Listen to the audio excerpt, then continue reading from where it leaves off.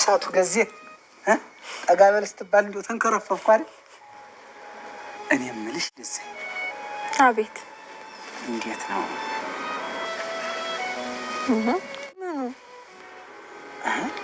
አይ ገብተሻል። ኧረ እባክህ ልሄድ ነው። እኔ ውሃ ጥጄ ነው የመጣሁት። ይሄ ደግሞ እጄን ያዘኝ ማለት ነው።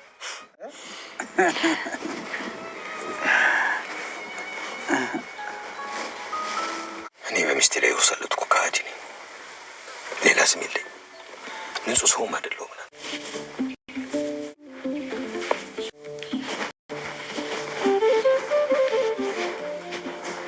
አይቼዋለሁ። ታውቃለህ እኮ ምን የሚል ሲሳይ አባቴ ነው ያልሽ? እማዬ ደረጀን ለምን ሲሳይ አባቱ አይደለም እንዳለሽ አላውቅም፣ ግን እኔ አባት ሲሳይ ነው። እማዬ አልገደልኩ ስታውቅ በጣም ነው ደስ ያላት። ዳጣ እኮ የዋህልሽ ናት። ደግሞ ውሸት መሆኑን ፈጽሞ አታውቅም ነበር። በጣም ተጨንቃ ነበር። እኔ ቡንክን እማዬ ደስ አይለኝም ነበር። አየሽ፣ ለዚህ ነው ናታን አንቺን ትቶ ዳጣ ላይ ልቦ ያረፈው። አብጌል ደረጀ ዛሬ በረጅም ጊዜ ስትፈልገው ስትመኘው ስትለፋበት ስወጣበት ስወርድበት የነበረውን ኢንፎርሜሽን በመስማቷ በጣም ተገርማለች። ለጆሮዋ እውነት ነው ወይስ ውሸት ነው? ሰምቻለሁ ወይስ ምንድን ነው? ጆሮዬ ነው ወይስ እኔ ነኝ? ምን እየተፈጠረ ነው እያለች እንግዲህ ለራሷ ተደጋጋሚ ጥያቄ እያቀረበች ነው የምትገኘው። በዚህ ምክንያት እንግዲህ አብጌል ደረጀ እንደሚታወቀው ዳጣን እዚህ ቤት ለምን መጣች? የዳጣ ጉዳይ ምንድን ነው? ዳጣ ለምንድን ነው እዚህ ቤት ያለችው? እስከ መቼ ነው? ችግሯ ምንድን ነው? ምክንያቷ ምንድን ነው? ከየት እስከ የት ነው እያለ በጣም ረጅም ጥያቄ ስጠይቅ ነበረ። በራሷም እንግዲህ የምትችለውን ያክል ለማድረግ ለማጣራት ሞክራለች። እንግዲህ ከዲኤንኤ ምርመራ ጀምራ ደረጀና ዳጣን ሜዲካል ዲኤንኤ ሜዲካል እንዲወስዱ አድርጋለች። ግን ውጤቱ ፌል አደረገባት። ከዛ በኋላ ስለ ዳጣ እንግዲህ ብዙ መረጃዎችን አጣራይ። ዳጣ የሰላም ልጅ ናት ብላ ሜዲካል አስመረመረች፣ ግን እሱን ፌል አደረገባት። ከዛም እንግዲህ እዚህ ቤት ዳጣ ለምንድን ነው የመጣችው ተብሎ ሲታሰብ በቃ እዚህ ጋር የሲሳይ ልጅ ናት ብላ አእምሮዋን ለማሳረፍ ትሞክር። በቃ አቶ ደረጀ ያወራው በአጠቃላይ በቃ ነገርዮሽ ፎርስ እንደሆነ ወይም ደግሞ ትክክል እንዳልሆነ በደንብ ተረድታለች። የሲሳይ ልጅ ናት የሚለው ውሸቱን እንደሆነ ምናምን አስቀድማ ነቅታ ነበረ። እንግዲህ ባለፈው ለወይዘሮ ማርታ የዳጣ ሁኔታ ግን አልገባኝም።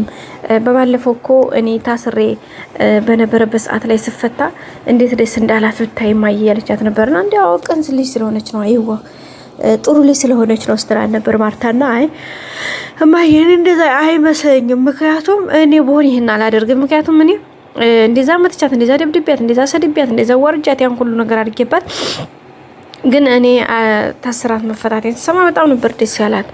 ይሄ ነገር ግን በእንትን ነው ብዬ አላምንም እያለች ነበርና እንግዲህ ወይዘሮ ማርታ አንቺ ልጅ አንቺ ቆየት ስትይ ብዙ ነገሮችን ትያለች፣ ስለዚህ ውጭልኝ ብላ ነው እንግዲህ ያስቀጣቻትና ኤቢ በቃ ምርምሯ በጣም ከባድ ነውና እንግዲህ ዛሬ በባለፈውም ደረጀን ጠይቀው ነበረ አባዬ ቆይ እሺ ሌላውን ተውስ፣ የሰላምንም ጥያቄ እሺ ትጨዋለሁ፣ ሌላውን በቃ የናታንንም እሺ ጥፋቴ ነው ብዬ ለምን ግን ዳጣ ማናት?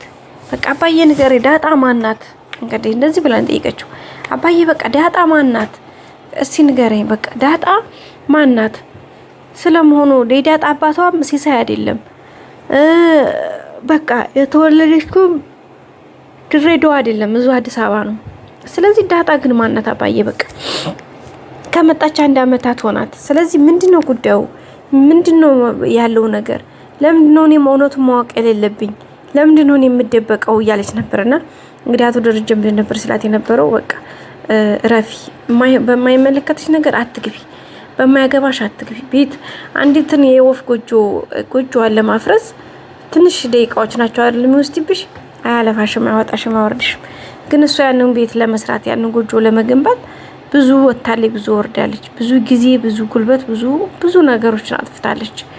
ስለዚህ አንቺን ያ የወፍ ጎጆ አንቺን ምንም ማያደርግሽ ከሆነ ለወፏ ግን በጣም ትልቅ ነገሯ ስለሆነ ያንን ጎጆዋን ባታፈርሽባት ምንም ችግር የለውም። ብታፈርሹም ደግሞ ያን ያክል ጊዜ አይወስድም።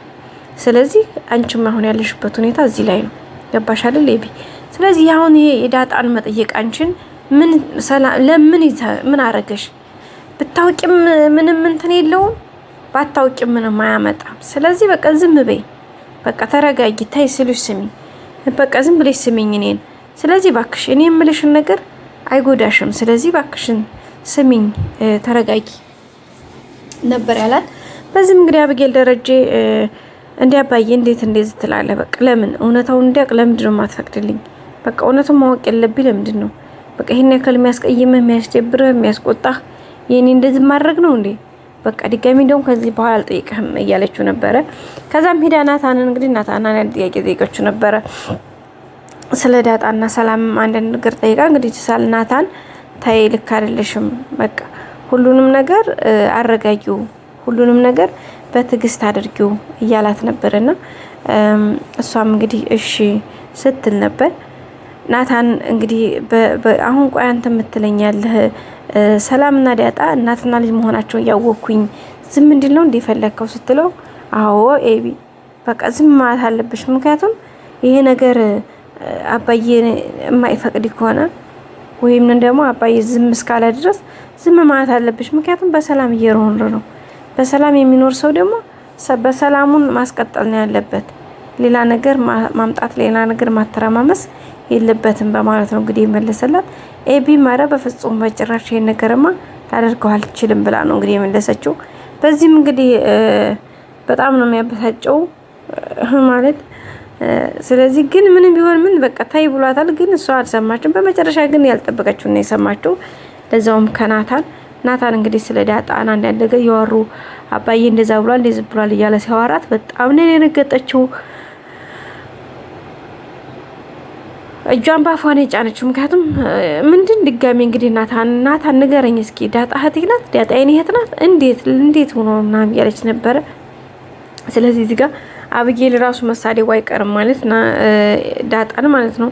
ስለዚህ ውድ ቤተሰቦቻችን ትንሽ ከበድ ያለ ነገር ይሹ እንግዲህ ሁሉ ነገር በሰላም እንደሚፈታ ደግሞ ተስፋ እናደርጋለን። በቀጣይ አዲስ ቪዲዮ እንገናኝ። ሰብስክራይብ፣ ላይክ፣ ሼር አድርጉ። መልካሙን ጊዜ ተመኘው። ባይ ባይ።